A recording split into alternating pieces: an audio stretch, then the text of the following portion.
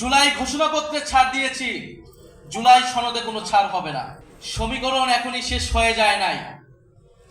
ফলে যারা এখনই সমীকরণ মিলায় ফেলছে তারা ভুল পথে হাঁটছে। উত্থানের 1 বছরে আমরা কি পেলাম, তরুণরা কি পেল, দেশ কতটুকু পরিবর্তন হলো। কারণ এই হিসাব নিকাশ না করে নিলে আমরা বুঝবো না আমাদের আগামীর দায়িত্বটা কি। গণ অভ্যুত্থানের 1 বছরে আমাদের আকাঙ্ক্ষা পূরণ হয় নাই। যে নতুন বন্দোবস্তের জন্য আমরা লড়াই করেছিলাম, জীবন দিয়েছিলাম, জীবন দিতে প্রস্তুত ছিলাম, সেই নতুন বন্দোবস্ত, নতুন বাংলাদেশ আমরা পাই নাই। ফলে আমরা সেই সময় থেকে এখন পর্যন্ত বলে এসেছি, এই জন্য আমাদের জুলাই গণ অভ্যুত্থান সমাপ্ত হয় নাই। আমাদের এই লড়াই, তরুণদের এই লড়াই, এই দায়িত্ব সমাপ্ত হয় নাই। আমরা দেখেছি ৭১ পরবর্তী বাংলাদেশে কিভাবে লুটপাট হয়েছে, কিভাবে রক্ষী বাহিনী তৈরি করে গণতন্ত্রকে হত্যা করা হয়েছে, লুটপাট করা হয়েছে, বাকশাল কায়েম করা হয়েছিল। আমরা দেখেছি ৯০-এর গণ অভ্যুত্থানের পরেও যেই প্রতিশ্রুতি জনগণকে দেওয়া হয়েছিল, ছাত্র সমাজকে দেওয়া হয়েছিল, সেই প্রতিশ্রুতি রক্ষা করা হয় নাই। ফলে ২৪-এর গণ অভ্যুত্থানকে ব্যর্থ করে দিতে, ২৪-এর গণ অভ্যুত্থানের প্রজন্মকে প্রতারিত করতে সকল ধরনের আয়োজন সম্পন্ন হয়েছে। কিন্তু আমরা বলতে চাই, সমীকরণ এখনই শেষ হয়ে যায় নাই। ফলে যারা এখনই সমীকরণ মিলায় ফেলছে তারা ভুল পথে হাঁটছে।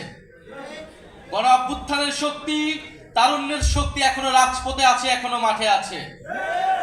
গত 1 বছর ছাড় দিয়েছি, জুলাই ঘোষণাপত্রে ছাড় দিয়েছি, জুলাই সনদে কোনো ছাড় হবে না। 1% ছাড়ও জুলাই সনদে দেওয়া হবে না। যেই মৌলিক সংস্কারের রূপরেখা জনগণের পক্ষ থেকে ঘোষণা করা হয়েছে, যেই মৌলিক সংস্কার, যেই নতুন বন্দোবস্তের কথা আমরা বলেছি, যেখানে গণতন্ত্র নিশ্চিত হবে, স্বৈরাচার আর ফিরে আসতে পারবে না, রাষ্ট্র কাঠামোকে গণতান্ত্রিক হিসেবে গড়ে তুলব, সেই জুলাই সনদে আমরা 1 বিন্দু পরিমাণ ছাড় দিব না। আমরা নির্বাচন চাই। নির্বাচন, গণতন্ত্র, ভোটাধিকারের জন্যই আমাদের লড়াই ছিল। কিন্তু আমরা এর সাথে এও বলেছি, পরিবর্তনের মধ্য দিয়ে বাংলাদেশকে যেতে হবে। বাংলাদেশের এই মুহূর্তে সবচেয়ে বড় সংকট হচ্ছে স্থিতিশীলতা এবং জাতীয় ঐক্য ধরে রাখা। যদি রাজনৈতিক দলগুলো, রাজনৈতিক শক্তিগুলো নিজেদের মধ্যে জাতীয় ঐক্য ধরে রাখতে না পারে, দেশের স্থিতিশীলতা নিশ্চিতে নিজেদের মধ্যে ছাড় দেওয়ার মানসিকতা তৈরি না হয়, ফলে আরেকটি ১-১১ আসবে। কারণ আমরা ইতিহাসে এটাই দেখেছি। আমরা মনে করি রাজনৈতিক সমস্যার সমাধান রাজনৈতিক দলগুলোকেই বসে করতে হবে এবং সেই সংস্কৃতি বাংলাদেশে কায়েম করতে হবে। যদি রাজনৈতিক দলগুলো ব্যর্থ হয়, লাভবান হবে ডিজিএফআই, লাভবান হবে অরাজনৈতিক শক্তি, লাভবান হবে বিভিন্ন বৈদেশিক শক্তি। আমরা গণ অভ্যুত্থানের ফলে যেই জাতীয় ঐক্যের স্বার্থে, বাংলাদেশের স্থিতিশীলতার স্বার্থে গত 1 বছর ধরে গণ অভ্যুত্থানের শক্তি, বৈষম্য বিরোধী শক্তি, জাতীয় নাগরিক পার্টি বারবার ছাড় দিয়ে গিয়েছে। কিন্তু ছাড় দিতে দিতে আমরা শেষ প্রান্তে এসেছি। আমরা এবার ছাড় দিব না। আমরা এবার আদায় করে নিব যে গণ অভ্যুত্থানের পরে নতুন বাংলাদেশের প্রতিশ্রুতি আমরা দিয়েছি, যে গণতন্ত্র প্রতিষ্ঠার, বৈষম্যহীন বাংলাদেশ প্রতিষ্ঠার প্রতিশ্রুতি দিয়েছি। অন্তর্বর্তী সরকার যেই প্রতিশ্রুতি দিয়ে, যে শহীদের রক্তের উপর দিয়ে প্রতিষ্ঠিত হয়েছে, সেই প্রতিশ্রুতি আদায় না করে এই সরকার যেতে পারবে না।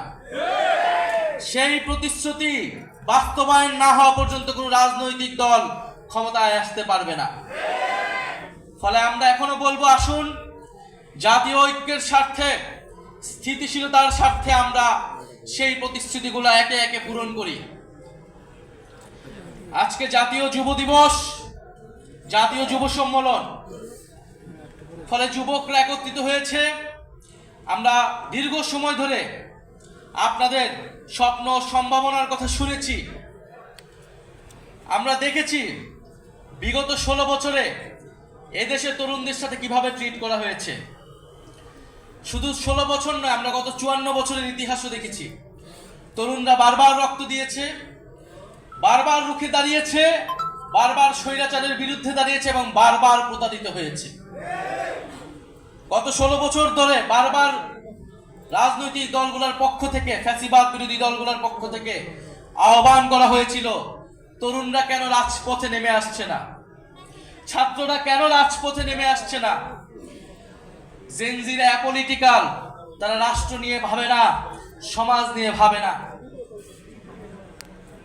এই জেনজিরা কিন্তু সেই ভুল ভেঙেছে, তারা প্রমাণ করে দিয়েছে তারা রাষ্ট্র, সমাজ, দেশ নিয়ে ভাবে।